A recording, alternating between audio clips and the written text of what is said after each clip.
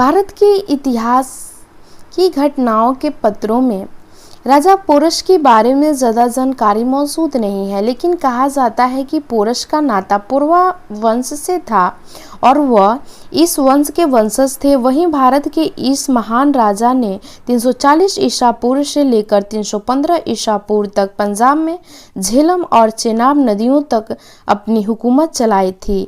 हालांकि अब ये हिस्सा पाकिस्तान देश में आता है। पोरस राजा के बारे में ग्रीस के इतिहास में भी जिक्र देखने को मिलता है।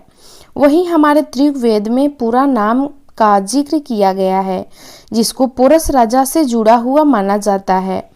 इसके अलावा पोरस राजा के जीवन की जानकारियां और कहीं भी मौजूद नहीं है। सिकंदर ग्रीस देश का एक शासक था, जिनको सिकंदर ग्रेट नाम से भी जाना जाता है।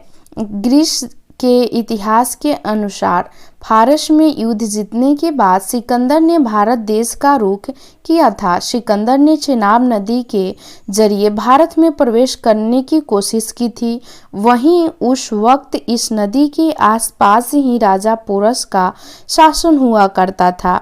वहीं उस वक्त सिकंदर के सामने कई भारत राजाओं ने अपने घुटने टेक दिए थे, लेकिन पोरस राजा ने ऐसा नहीं किया, जिसके बाद इन दोनों महान युद्धों के बीच सन 326 ईसा पूर्व में एक युद्ध हुआ था।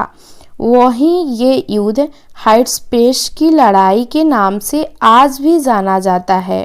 वहीं हाइट्सपेस शब्द का मतलब झेलम है। ग्रीक में झेलम को इस नाम से पुकारा जाता है। ये युद्ध झेलम नदी के किनारे पर लड़ा गया था। इस युद्ध में पोरस की केवल 20,000 सैनिकों ने सिकंदर के करीब 50,000 सैनिकों का डटकर सामना किया था। वहीं पोरस की इस बहादुरी को देख सिकंदर दंग रह गए थे।